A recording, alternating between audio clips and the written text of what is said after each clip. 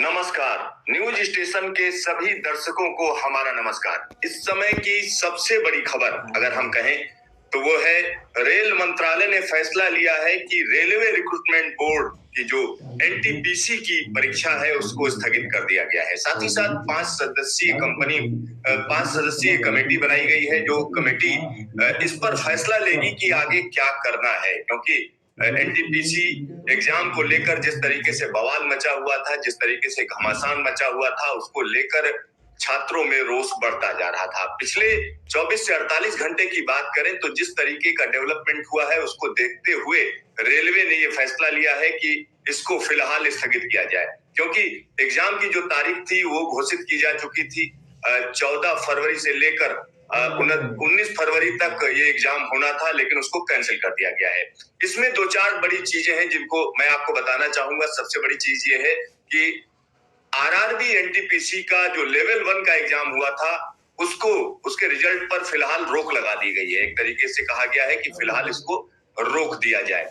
दूसरी बड़ी चीज ये हुई है कि आगे का जो एग्जाम है यानी कंप्यूटर बेस्ड टेस्ट जो सेकेंड फेज का होना था उसको भी रोक दिया गया है। तीसरी बड़ी चीज ये हुई है कि इसमें कमेटी बनाई गई है जिसमें रेलवे बोर्ड के मेंबर होंगे, यानी 5 सदस्यीय कमेटी बनाई गई है जिसमें रेलवे बोर्ड के जो मेंबर हैं वो उसके मेंबर होंगे। और उसके बाद क्या किया जाएगा कि अलग अलग छात्रों से बात की जाएगी। जो असफल छात्र हैं यानी जो सिलेक्ट नहीं हुए हैं उन लोगों से भी बात की जाएगी और जो सफल हुए हैं उनसे भी बात की जाएगी। तो 2 चीजें ये हो गई। उसके बाद हम एक और चीज बता रहे हैं कि आरआरबी यानी जो अलग अलग क्षेत्रों की रेलवे रिक्रूटमेंट बोर्ड है उनको कहा गया है कि वो अपने सेल बनाए, अपनी कमेटी बनाए जो वहां के छात्रों से बात करें कि आखिरकार उनके क्या ग्रीवांस हैं, क्या उनको परेशानी हो रही है। और इसके बाद सबसे बड़ी चीज ये है कि ये सब जब प्रक्रिया कर ली जाएगी उसके बाद फैसला लिया जाएगा कि आगे क्या करना है, कि तरीका क्या होना चाहिए। हम आपको बता दें कि 2018 में जब ये घोषणा की गई थी तो तकरीबन 31,000 के आसपास पद थे जिनकी भर्ती की घोषणा की गई थी और एग्जाम जो है उसका पूरा शेड्यूल जारी किया गया था 2019 में हो जाएगा, लेकिन वैसा नहीं हुआ। और रेलवे का कहना है भारी तादाद में जब स्टूडेंट्स ने अप्लाई कर दिया तो उसके बाद उनके लिए मुश्किल हो रही थी और उसके बाद उन्होंने कोरोना के चलते ये एग्जाम आगे बढ़ा और 7 चरणों में ये एग्जाम कराया गया। 2021 तक ये एग्जाम चलता रहा और उसके बाद एक और बड़ी चीज ये हुई कि जब ये डिक्लेयर किया गया यानी 15 जनवरी को जो है पिछली 15 जनवरी को जब ये डिक्लेयर किया गया तो छात्रों में भारी रोष देखा गया और छात्रों की जो बात थी वो अपनी जगह जेन्युइन थी, क्योंकि जो कहा जा रहा था वैसा किया नहीं गया। क्योंकि पहले जिस टाइम पर होना चाहिए था उस टाइम पर एग्जाम नहीं हुआ। जब हुआ तो रेलवे का कहना था कि 20 गुना जो है हमने छात्र ले लिए, और जबकि ऐसा नहीं था। यानी एक्चुअल की अगर हम बात करें तो रेलवे का अपना तर्क था, छात्रों का कहना था कि जो 20 गुना कहा जा रहा है वो 20 गुना नहीं है।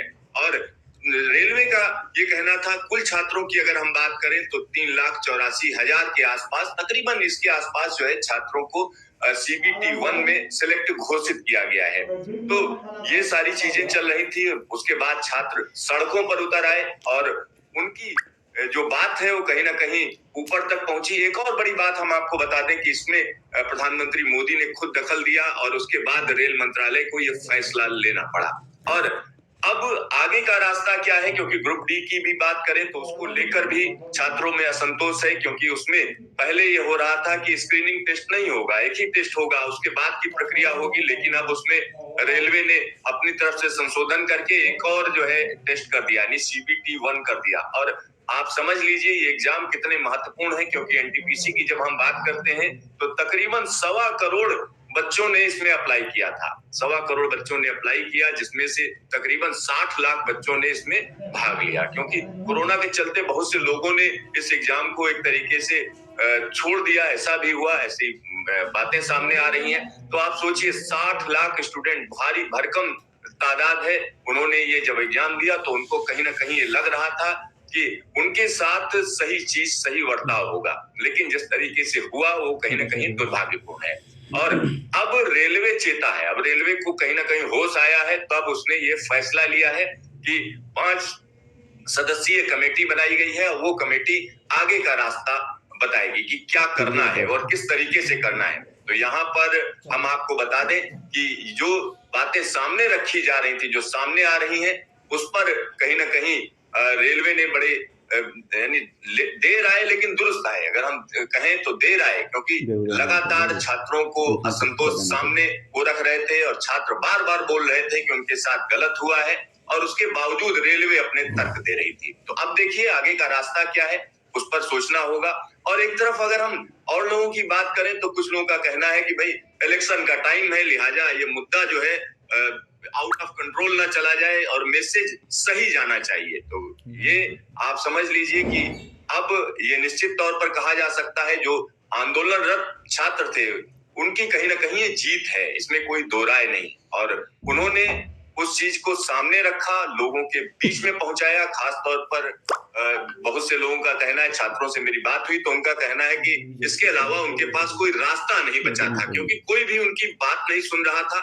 और सबसे बड़ी बात यह है कि जब आरआरबीज की बात करेंगे, रेलवे रिक्रूटमेंट बोर्ड की बात करेंगे, तो एग्जाम काफी लेट होते हैं, टाइम पर होते नहीं है, व्यवस्था होती नहीं है। दूसरी सबसे बड़ी बात है ये कि अगले लेवल पे आप अचानक बदल देते हो। तो ये कोई इस तरीके से खिलवाड़ ना किया जाए छात्रों के भविष्य के साथ, ये बेहतर होगा। तो देखते रहिए न्यूज स्टेशन, फिर मिलेंगे दोबारा।